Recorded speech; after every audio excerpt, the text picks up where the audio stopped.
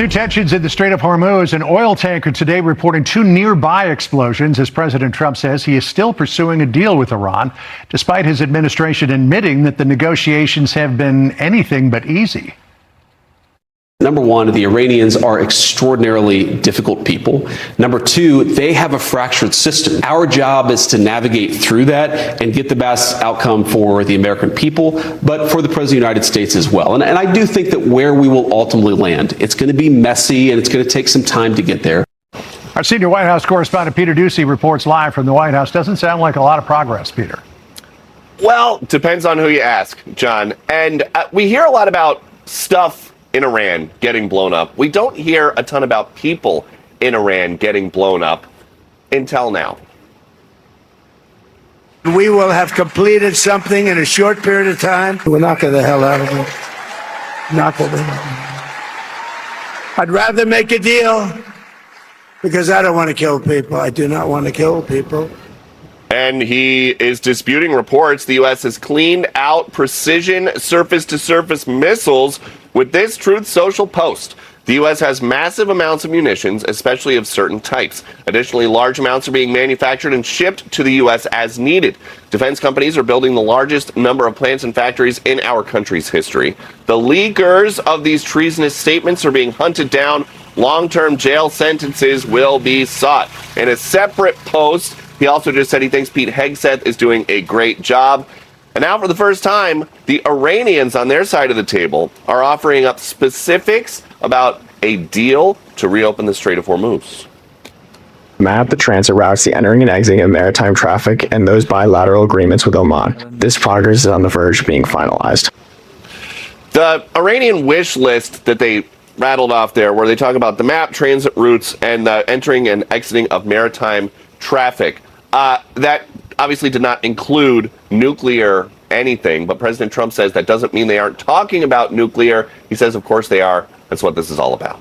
John. All right, we'll see where all this goes. Peter Doocy with the update from the White House. Peter, thank you. Meanwhile, the United Nations now calling out the Iranian regime for its, quote, deeply troubling executions. The fresh criticism coming after Iran executed at least 56 people on national security charges since the start of the war. Dozens more reportedly await the same fate.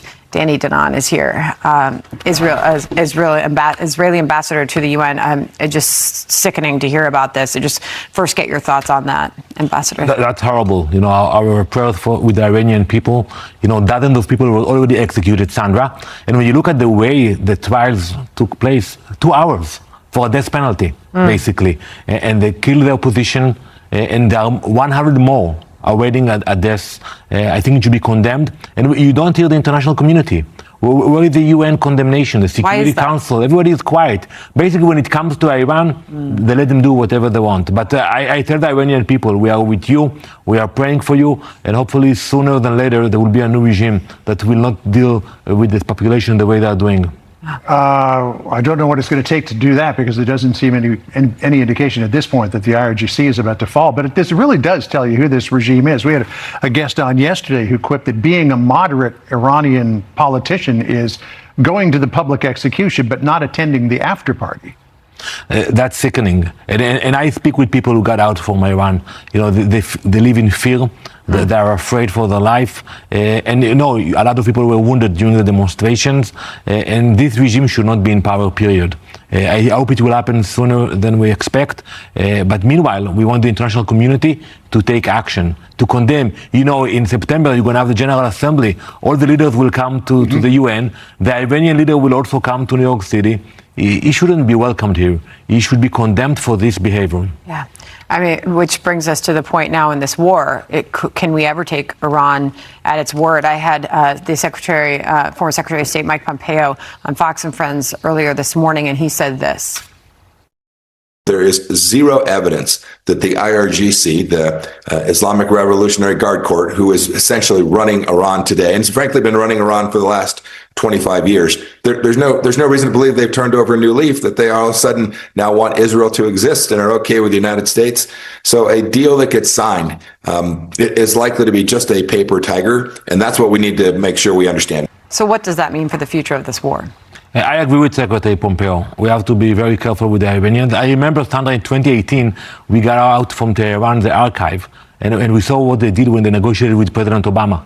They were lying from the beginning. And I think today we have to be very careful about that. We have to verify everything, and you have to apply strength and power when you negotiate with them, and make sure you have that power, because otherwise they will continue with their nuclear ambitions, with harassing the people in Iran. And look what happened in the last few weeks. They attacked 12 countries in the region. Not Israel, by the way, because they know if they will attack us, it will be painful for them. But they attacked 12 neighboring countries in the region.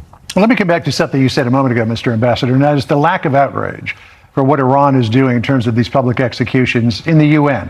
Also, I remember last year when the conflict, in 2 years, I guess, conflict was raging between Israel and Hamas on college campuses across the country. We saw all of these anti-Israel protests. We haven't seen one person on a college campus protesting what Iran is doing. We have Mamdani threatening to arrest Netanyahu, yet he's not threatening to arrest Pezeshkian if he touches down in New York. There seems to be a real double standard here.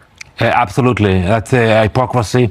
It's dangerous. And we have seen it not only in the US, also European countries.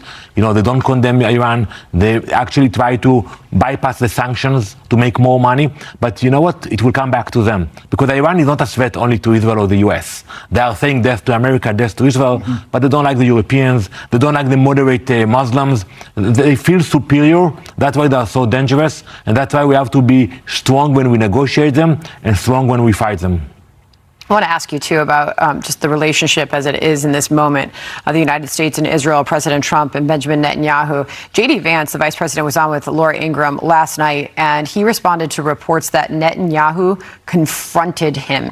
He said it didn't happen. Listen. Axios was reporting that Benjamin Netanyahu confronted you recently at Blair House over the war. What can you tell us? He didn't confront me. We had a nice and frank conversation. I mean, look, as I've said repeatedly, Laura, Israel has been a great partner. They're an ally of the United States of America. But like France or Britain or any other ally of the United States of America, we sometimes have differences of opinion. What can you add to that? We have a great relationship. Prime Minister Netanyahu had his 8th visit meeting President Trump, and also with the Vice President. We have an ongoing dialogue. We speak about the issues, and we happen to have the same enemies. So there is no issues, no confrontation. It's a bond, it's an alliance, and we are proud of it. I want to ask you a quick question just before we go, and that is the deal that the President was touting between Israel and Hamas seems to be kind of falling apart at the moment. You were talking to us off camera, about Hamas's position on disarmament. What is it? So we respect the President agreement, and we actually moving ahead with that. But now when Hamas must disarm, they came up with a new idea. They said, okay, we're going to disarm, we're going to put our weapons in a warehouse in Gaza, and we're going to have the keys for that warehouse. That's not disarmament. Disarmament means that the weapon is out of Gaza completely. Once it will happen, we will pull out of Gaza and we can build a new future for Gaza. But we will not play games with Hamas. We learned the lesson from October 7th. Hamas will not have the capability